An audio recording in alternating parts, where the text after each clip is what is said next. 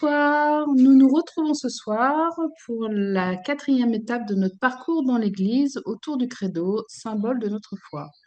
Lors de notre première étape, nous avons franchi la porte de l'Église, puis nous nous sommes dirigés vers le bénitier, puis nous avons découvert la place de Lambon et ce soir, approchons-nous de l'autel. Je donne la parole au Père Loïc Jawanet qui va nous accompagner ce soir sur ce chemin. Alors les amis, ce que je vous propose, c'est que nous allons évidemment considérer le lieu en tant que tel, enfin le lieu.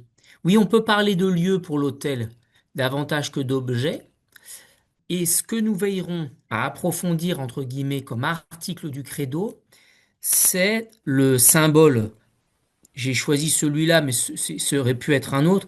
Dans le symbole des apôtres, la partie suivante, que je vais dire, bien que tout le monde la connaisse, évidemment, j'omets à dessein, je crois en, hein.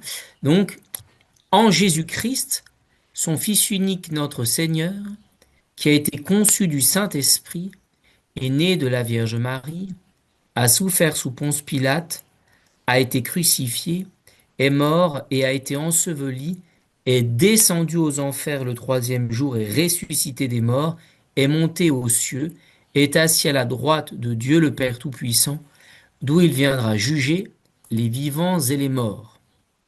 Tout de suite, regardons un aspect qui est fondamental, c'est une articulation de deux mouvements qui s'apparentent à des mouvements physiques, la descente et l'ascension et la montée.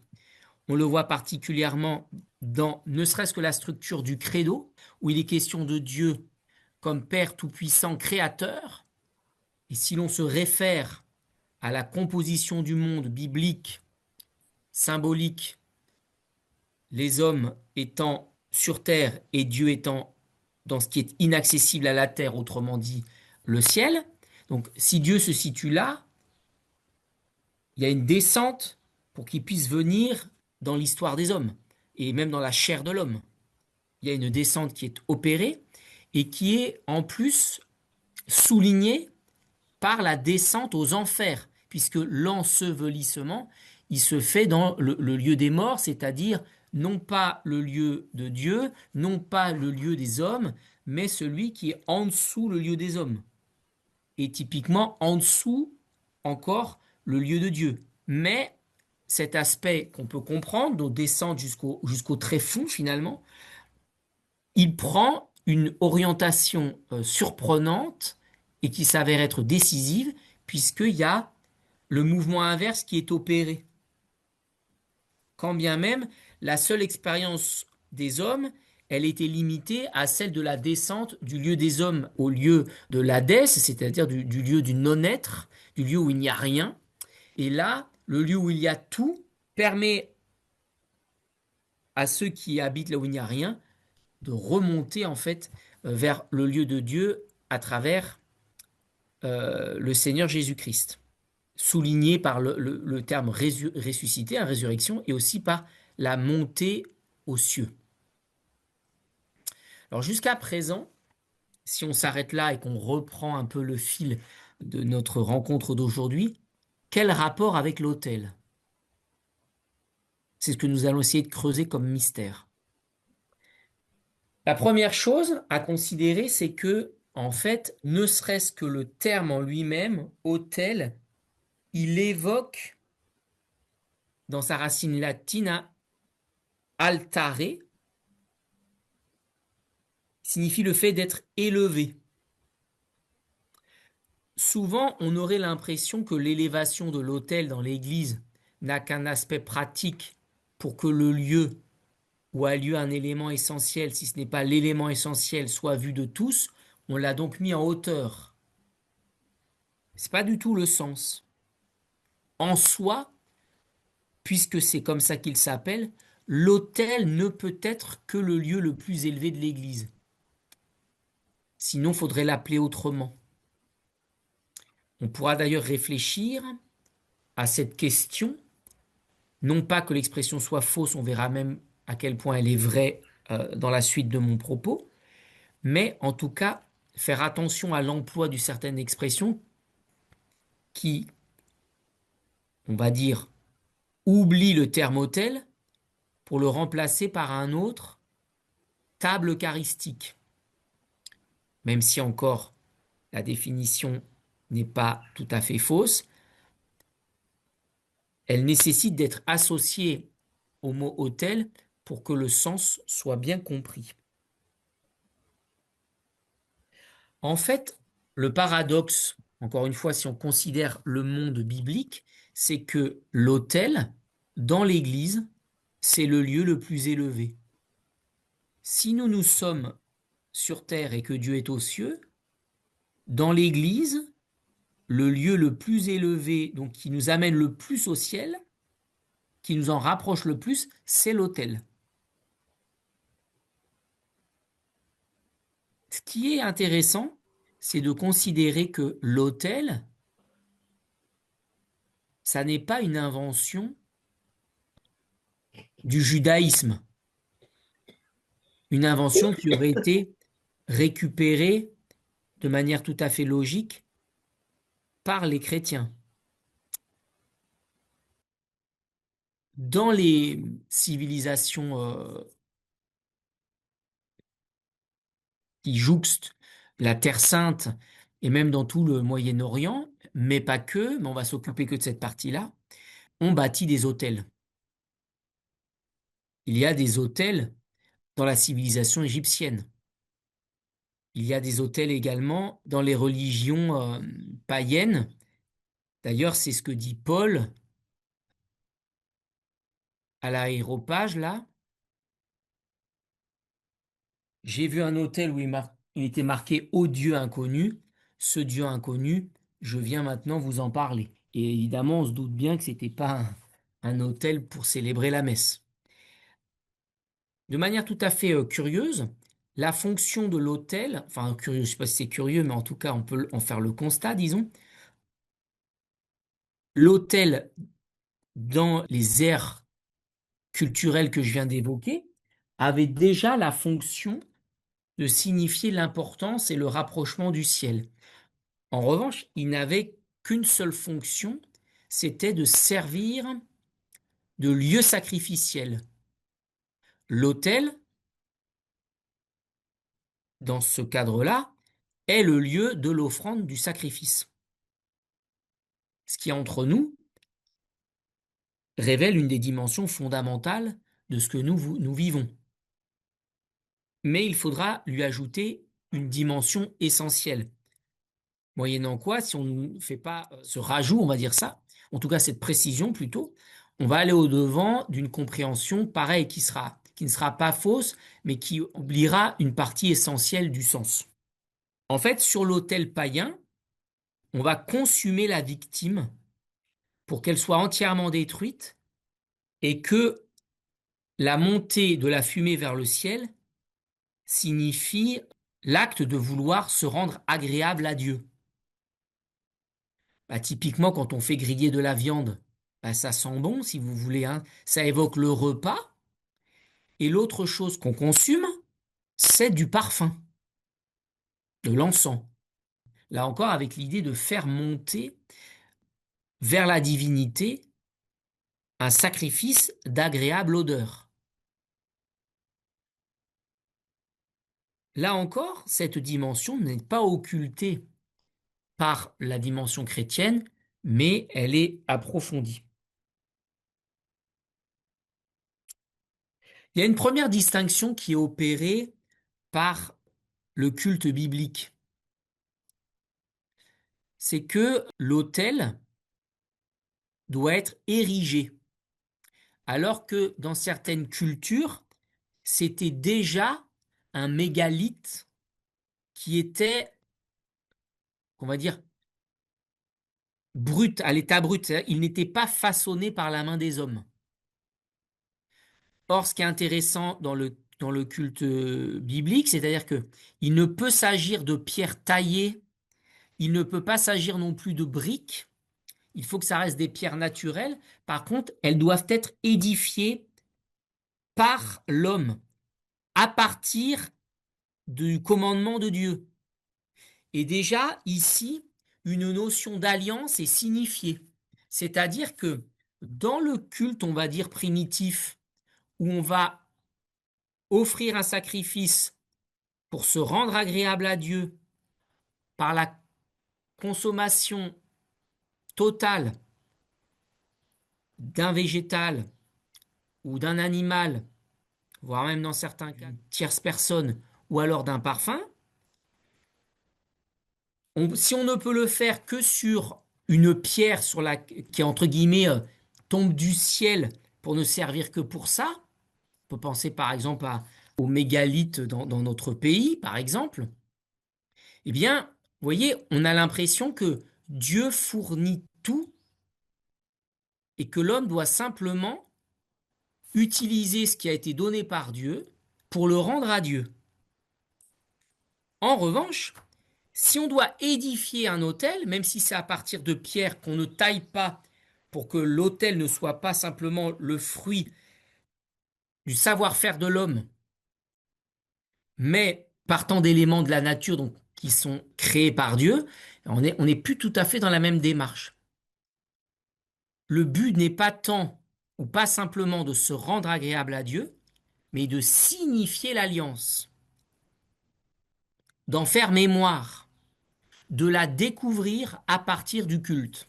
Pour le moment, si on s'en tient là, on ne considère qu'une chose, c'est l'ascension. C'est-à-dire, l'homme doit avoir recours à un certain nombre de procédés rituels et cultuels pour monter à Dieu. Entre guillemets, Dieu est tellement au-dessus qu'on ne peut le rejoindre que par ce moyen-là. Et là encore, la révélation biblique constitue une forme de singularité, puisque l'homme ne part pas de sa propre expérience, mais d'une révélation. Si les autres cultures environnantes, pour Abraham, Moïse, font du culte à partir d'objets bruts, et que eux ont une vie cultuelle à partir d'éléments qui sont donnés par Dieu, mais qu'ils doivent mettre en œuvre pour signifier l'alliance, on n'est encore plus tout à fait dans le même registre. On n'est plus dans du culte naturel. On est dans un culte d'alliance. Culte d'alliance qui, encore une fois, pour l'instant, a ajouté une petite palette à nous sommes trop loin pour monter, il faut réaliser un certain nombre d'actes, mais l'acte ne peut pas se réaliser sans la parole qui est venue me rencontrer. Donc déjà, il y a un mouvement de descente, puisque Dieu parle du ciel pour rejoindre les hommes, et les hommes peuvent le rejoindre à partir de leur activité, mais dont l'origine vient d'une parole donnée, une parole qui est descendue. On voit que ce mouvement, il trouve sa forme définitive et sa forme la plus accomplie par l'incarnation. Il y a une forme de préparation avant et qui trouve un aboutissement inattendu dans l'incarnation, où là, la parole, non seulement elle descend, mais elle se fait chair. Et il ne s'agit plus dès lors d'obéir à une parole pour édifier un autel, pour offrir un culte à Dieu, offrir un sacrifice, pardon, pour rendre un culte à Dieu, mais de considérer que la parole a pris chair, et c'est plus une parole qui te dit bâtis un autel, mais c'est que la parole étant devenue chair, l'autel est devenu le Christ, la personne de Jésus. Je reprends le mouvement, hein. Si, au lieu d'utiliser des objets de la nature pour rendre un culte à Dieu, mon culte est basé sur une parole qui m'est adressée, à laquelle je vais consentir pour signifier l'alliance, alors, dans cette dynamique-là, quand la parole est devenue chair, eh bien l'autel n'a plus besoin d'être édifié, puisque édifier un autel, c'était consentir à une parole, et là, la parole, elle s'adresse à moi directement par le partage d'une chair commune. Et dans ce cas-là, l'autel n'est plus à édifier puisqu'il est édifié par le Christ. En tout cas, le Christ est l'autel. C'est ce que signifie l'autel dans nos églises. Pourquoi? Parce que s'il est fait en pierre, et quand il est fait par exemple en bois ou dans une autre matière, on incorpore une pierre dedans, ce qui va manifester la présence du Christ, c'est la pierre comme roc. Je m'appuie de fait sur une parole, mais une parole qui s'est incarnée, sans nier la préparation par l'histoire, parce qu'on utilise bien ce qui était préconisé dans le culte biblique, c'est-à-dire faire un autel avec des pierres qu'on édifie mais qu'on ne taille pas, et aussi comment cette pierre, elle signifie le Christ comme pierre angulaire. C'est parce qu'en fait, sur cette pierre, on fait 5 marques, 5 croix. On grave 5 croix qui représentent le don que Dieu fait de lui-même en son Fils Jésus-Christ dans la Passion. Elles évoquent les 5 plaies du Christ. Sur ces croix, qu'allons-nous faire? On va disposer de l'encens qu'on allume, qui signifie donc la prière qui monte au ciel, pour signifier que le culte est une offrande d'agréable odeur à Dieu. Mais puisque ces grains d'encens, ils viennent des plaies du Christ, ça n'est pas l'offrande de parfum qui est agréable à Dieu. C'est Dieu lui-même qui s'est offert en sacrifice. Et les plaies qui nous rebutent ou nous font mourir, là deviennent l'offrande d'agréable odeur pour Dieu. Sachant que là, le paradoxe, c'est que c'est pour Dieu, mais c'est aussi par Dieu, puisque c'est par le Christ, et c'est aussi dans le Christ. Une autre chose essentielle de cette odeur qui monte, c'est que on va ensuite illuminer cet autel. Je ne sais pas si ça a été le cas, mais ce qui est préconisé dans les lieux où vous avez célébré la vigile de Pâques, mais ce qui est préconisé par le missel dans la vigile pascale et qui est admirable, c'est-à-dire que l'église est entièrement dans la pénombre, un feu est allumé sur le parvis, on allume le cierge de Pâques à ce feu. Quand on a chanté Lumière du Christ, le président seul allume son cierge, on entre dans l'église complètement dans la pénombre, on annonce encore une fois la lumière du Christ. À partir de ce moment-là, les fidèles allument leur cierge, on arrive à l'autel, toujours tout dans le noir, lumière du Christ, où tout le monde est éclairé seulement à partir de cette lumière. On encense le cierge de Pâques, on encense l'ambon d'où va être proclamé le chant pascal, l'exultète, et à partir de ce moment-là, tout s'illumine, sauf un endroit, l'autel, où les cierges restent éteints, et on les allume pendant qu'on chante à la fin de toutes les lectures, enfin les lectures de l'Ancien Testament, on allume la lumière à l'autel. On allume les cierges de l'autel. En fait, signifiant ainsi que ce parcours des Écritures, il nous a conduits au Christ, sachant que la lumière vient de lui. Et il y a un espèce de parcours d'illumination pour qu'on soit conduit à l'illumination par le Christ. Et qu'est-ce qu'on finit par faire après? Quand il y a la consécration d'un autel, on met du Saint-Crème sur l'autel et on dépose une nappe dessus. Donc, on revient, hein, à partir de cette pierre qui rappelle les pierres qu'on utilisait en fait pour bâtir des autels, pour offrir un sacrifice, qui était déjà un accueil de la parole, se conformer à la parole de Dieu pour offrir un sacrifice. La parole s'est faite chair. C'est la parole faite chair qui est devenue l'autel et en même temps le sacrifice, puisque l'agréable odeur part des plaies du Christ. Sur cet autel donc où monte l'encens, on l'enduit de crème, de Saint-Crème, on allume de la lumière et on met une nappe. Saint-Crème, lumière plus vêtements blancs, en fait, ça nous redit que le baptême que nous avons reçu et qui nous donne la vie, eh ben, il vient du Christ. Et c'est tout ce que signifie l'autel. ça devient de fait, enfin pardon, ça devient pas, mais c'est donc le lieu du sacrifice.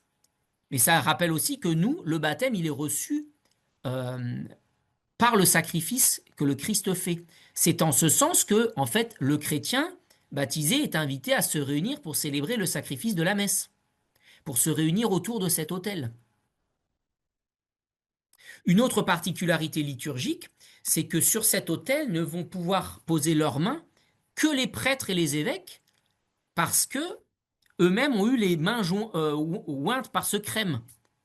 Comme si aussi eux-mêmes, ils recevaient la capacité, enfin ça c'est pas comme si, hein, c'est le cas, ils reçoivent la capacité d'offrir le sacrifice du Christ Jésus, celui qui est symbolisé par l'autel. Une autre particularité liturgique et qui est très surprenante, c'est qu'à partir du moment où en fait on est sorti de la sacristie pour la procession, quasiment quand la cloche sonne pour annoncer la procession, ce qui va être l'objet du culte dans la liturgie, ce ne sera plus le Saint-Sacrement présent dans le tabernacle, mais l'autel qu'on encense, qu'on vénère, rappelant ainsi non seulement la centralité du Christ dans la liturgie à travers ce lieu, pour ça que je vous disais, parle plus d'un lieu que d'un objet, dans la mesure où il est en hauteur, mais aussi qui rappelle la profondeur de la vocation baptismale, puisque cet autel, il symbolise aussi la personne humaine baptisée. Une dernière dimension qui est essentielle et qui est vraiment magnifique, c'est que euh, la pierre, elle évoque aussi paradoxalement le tombeau. Mais le tombeau qui ne peut contenir le Christ. Puisqu'effectivement, à partir de cet autel, la prière monte. Ce que signifie cet encens qui monte. Mais elle ne monte pas encore une fois par notre propre volonté, mais parce qu'elles partent, les grains d'encens sont placés sur les croix qui symbolisent les plaies du Christ. Et ainsi, nous est rappelé que, en fait, si l'autel signifie le tombeau, c'est le tombeau du Christ, c'est-à-dire celui qui est ouvert et qui n'a pu garder dans son enceinte le Christ qui est monté au ciel. Rappelant que nous, si tout laisse à penser qu'on va mourir, nous ressuscitons avec le Christ, ce qui est le sens du baptême. Donc là encore, si tout dans notre corps, comme tout dans la pierre d'un autel, laisserait penser que c'est mort ou que c'est fait pour évoquer la mort, cet autel qui a tous les atours du baptême, que nous avons nous aussi, eh ben, rappelle que nous, par la mort du Christ, par sa descente, eh bien, nous remontons parce que lui est ressuscité d'entre les morts. La dimension, pardon, que je voulais évoquer avec vous, qui a été mise en lumière particulièrement par Joseph Ratzinger, c'est que, de manière ordinaire, et lui il considère que c'est quelque chose d'erroné, on attribue au judaïsme et au christianisme donc euh, une dimension simplement, en tout cas une dimension historique du culte. C'est-à-dire, il y a une évocation de l'histoire des hommes.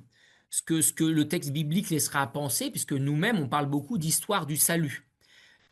Opposant ici l'histoire des hommes, c'est-à-dire l'histoire de l'alliance de Dieu avec les hommes qui aboutit dans le Christ, etc., et qui laisserait de côté le cosmos.